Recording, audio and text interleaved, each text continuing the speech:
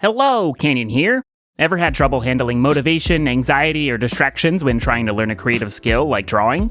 You're not alone. We'll share some stories in this Q&A series called Art Block. This is the second half of this round of questions about art and creativity. Here's the first part if you missed it. Loads of this sort of stuff all over my channel too. Back into it. Let's look at the next questions. KrazyKrita asks, I want to make art, but whenever I start something, I get discouraged because it doesn't go how I want. Instead of persevering, I either give up completely or spend my time searching YouTube for inspiration or solutions. How do I persuade myself to just plow on and work it out for myself, or is there something else I should do to solve the problem? I'm sure you've heard this a bit already through some of my other Q&As, but you're absolutely not alone in these feelings among artists. Everyone, even experienced artists, has this kind of situation come and go. Most people just don't like to talk about it. It happens a little less over time as you build your skill, but it's still there. You'll still have off days. The trick is in handling it when it happens, and not trying to avoid it.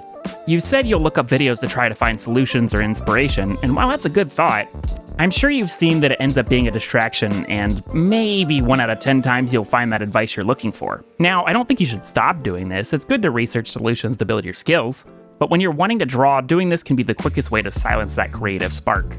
So, on the inside cover of your sketchbook, or any blank page you can bookmark, start making a list of things to practice. You can write in some things you know you want to work on already, like study facial expressions or find videos on drawing arm muscles. But anytime you're starting up some artwork, try this process. First, if you're not doing them already, some warm-ups of basic shapes, forms, or quick sketch studies for 5 to 10 minutes, not spending more than a minute or two on any sketch.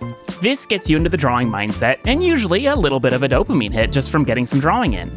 Then go ahead with your art. I usually recommend thumbnailing so that you can approach the drawing a few times quickly without feeling like you've sunk in too much time, but any way you're comfortable is fine. Anytime you start to notice yourself struggling, write down what that is on that list on the other page. Then come back to your art and pause. Turn to a new page, try something new.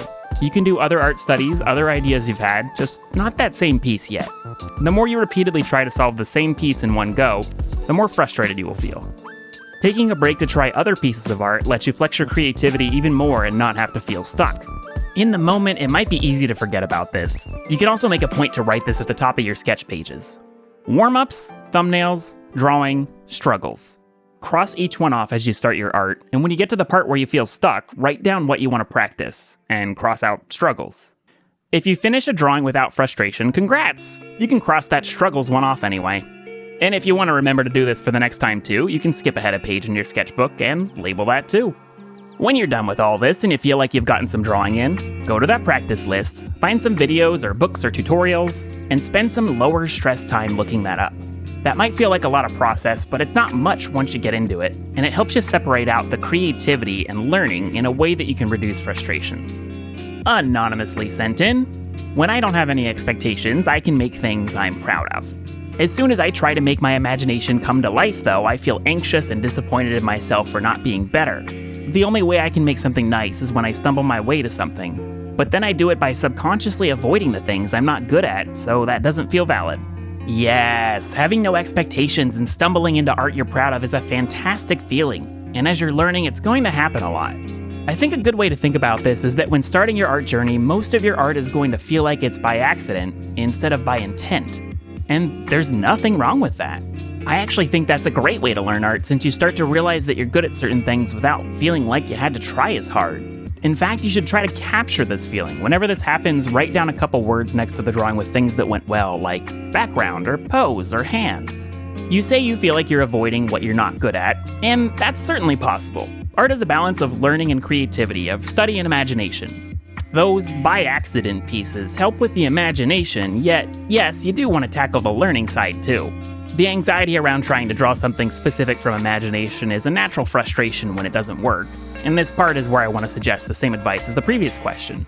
Make a list of what's not working when you draw, try other things instead, and then come back to that list and seek out specific things to practice for later. Warm-ups and thumbnailing always help too. Seek back to KrazyKrita's question for more on that. You're already so close to an optimal way of learning, of having that balance. You're actually doing it right by trying to have a little of both. A little bit of a change in your daily process can help you get there. Morgunkorn muses, getting back into drawing and started by drawing hands because they're there and I can just copy what I see.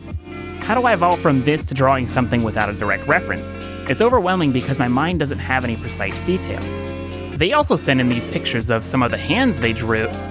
Whoa, dang, these are good. Wait, right. So if you've gotten back into drawing and you went for drawing hands, that's immediate hard mode, and it looks like you didn't forget what you've learned before. This whole just copy drawing is indeed a study, and that's how you build and maintain those art skills. But you're wanting to branch out, I get that. So get into a habit of establishing your own personal study process. I've made a video not too long ago on that. Your own personal process may look a little different, and I suspect you're doing a little bit of this already. Go ahead and think about the different things you've wanted to draw and write those down. Then look around you. What dull objects might be interesting to try drawing? Then try some photos on your phone, then art you've liked recently. Build up a list of different things to rotate through. This just copy study is the core aspect of learning art. You draw it, you compare what you drew after, you notice what went wrong. Some things that you're familiar with will look great, some things you've never tried will look very off. You'll notice pretty quickly what you can practice more and what you want to practice more. Do a little bit of both. The boring things help you build up some general variety, and the more exciting things help keep it fun too. These studies are doing nothing wrong and everything right. They're just part of the learning side of the art spectrum.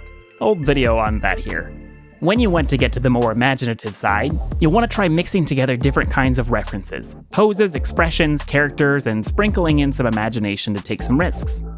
When you practice studying, you'll notice that you can start to draw some of these precise details without needing to reference as much, since you're building up your mental library of things.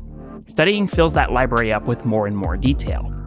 Loex questions. I often feel like when I try to draw something specific, for example, a character doing a specific pose, the drawing doesn't work.